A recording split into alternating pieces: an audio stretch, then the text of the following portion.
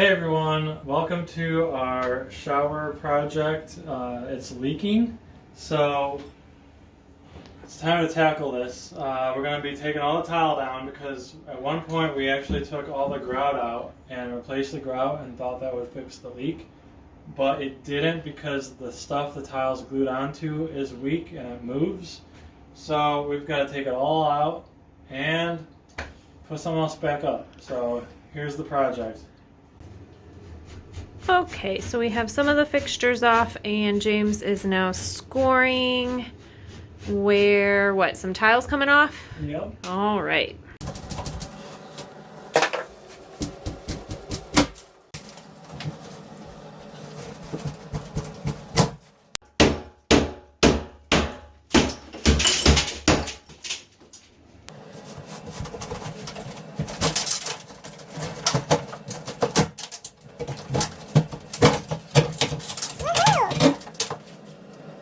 I think I'll smash.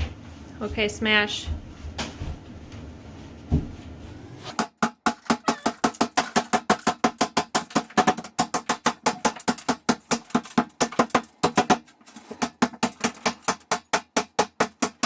We got all the walls down, and we weren't sure if we'd be able to get a shower nook installed here. It looks like it's going to be pretty difficult because we have stud pack here for the shower that's on the other side of the wall, and we have plumbing there, we have the water supply lines here.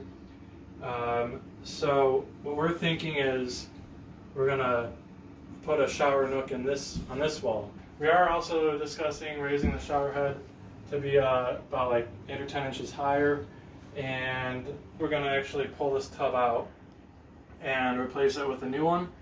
That way we don't have to worry about reglazing this one and having it possibly not last over time. So that's kind of what we got ahead of us. Alright, now we're going to remove the... We're going to remove the cat first of all. Yeah. Let's get her out of here. Alright, we're going to just deinstall the copper for the tub spout.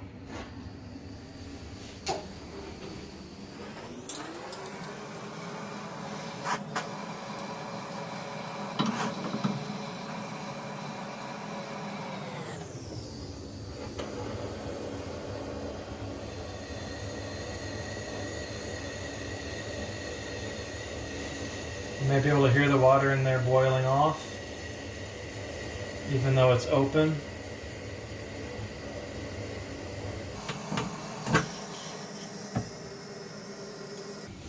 So we removed all the plumbing over here. I just kind of kept the copper that I might reuse. I brought it all the way down to the shutoff. And what we also said was that the shower head was going to be a bit higher. I have to figure out if I'm going to just tile this part over the existing drywall, or if we're going to take it down and put up the hardy backer or whatever type of backing material we're going to use for down here. Other than that, I think we'll just cut here and we'll pick up at another time. Alright, well, we're going to take this cast iron tub out. We're going to do it with one person. This is going to be interesting, but we're going to smash it up into a million pieces. So we've got our eye protection on, we're going to have hearing protection, and a big sledgehammer. What we did here is we covered the entire surface with carpet protection film. That's going to help keep all the millions of pieces together and contained. And we're just going to go for it, see what happens.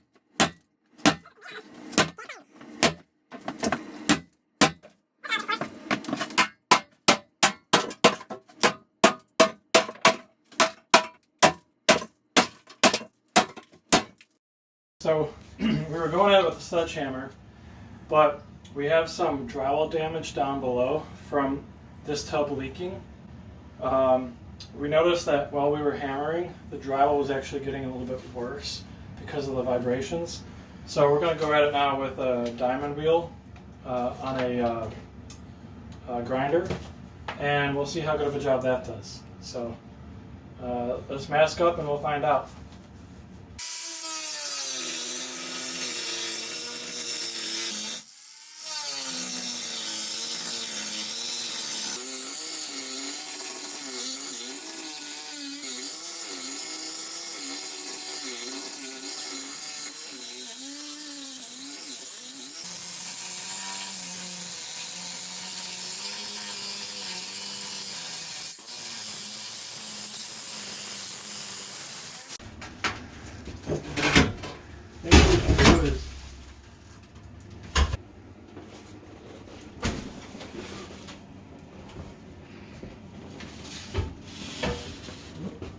That's okay. A little touch-up paint.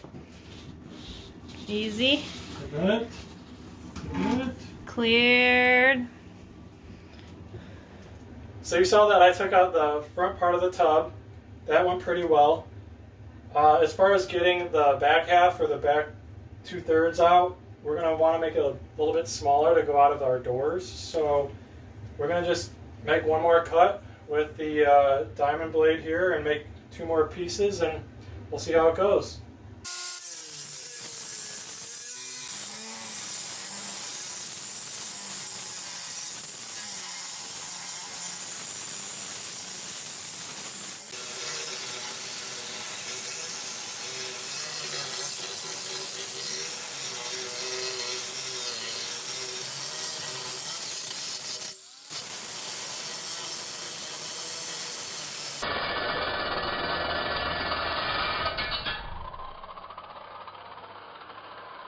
That method worked pretty well with the diamond 4.5 inch, and the grinder I think goes like 11,000 RPM. Knowing what we know now, that's the method we would have gone with from the beginning without using the sledgehammer. If we wanted to be more efficient with it, what we would use is probably a 5.5 inch diamond wheel, as well as an even faster grinder. But being a homeowner, it doesn't matter how long it takes as long as it's working. So I would estimate that it took about maybe an hour and a half or so from the start to finish. That was with some help actually from my father-in-law, so thank you for that. Oh, and but it is a one-person job, but it's okay to switch off. So if you need to have your tub removed, that's one way to do it. We're gonna switch out one of the water shutoffs. It's gonna be the hot one because it's kind of broken. It leaks. So we're gonna do that right now.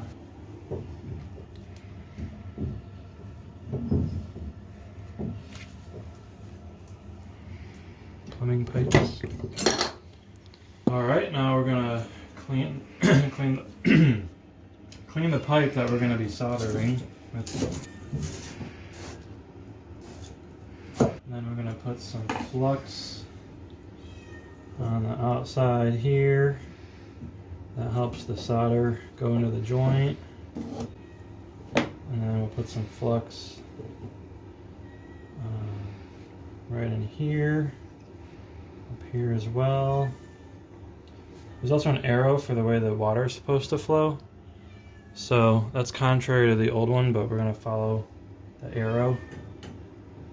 A pipe that's going to go in here, I don't want it to be this long because the new valve for the shower is going to be around the same height as the old one, which is right here. But I don't want to make solder joints or solder connections to this valve when it's built with the rubber and the gaskets in there. So I took that off so it can get hot now. And I'm gonna do 2 joints here. That way it doesn't. That way I don't have to get this area hot again later on. So I'm gonna cut this piece down after I clean the one end.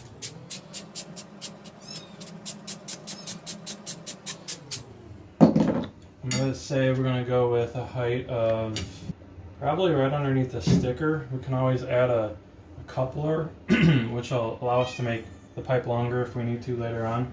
I'm going to use this other pipe cutter that's going to be a little quicker. I was using the smaller one because it was a tighter area. And I'll get my fingers out of the way here in a second. Alright, so I'm going to flip it around here, go like this. And every time it's going around, I'm making it a little bit tighter.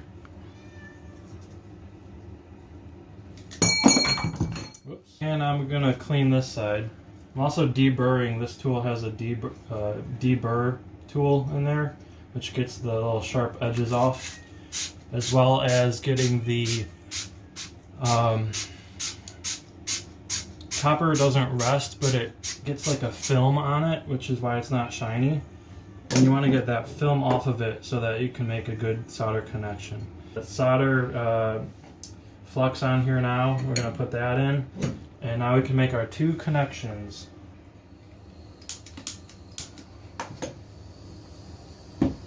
That going.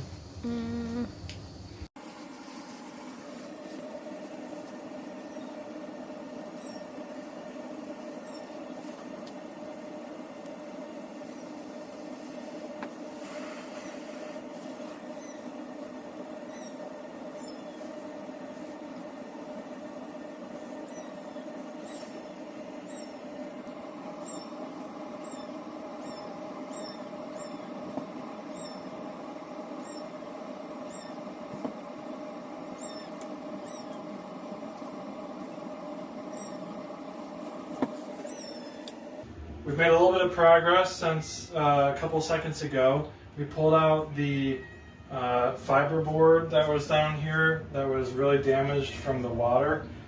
This 1/2-inch plywood is kind of stained, but it's still structurally okay, so we're going to keep it and then we're going to add a new piece on top.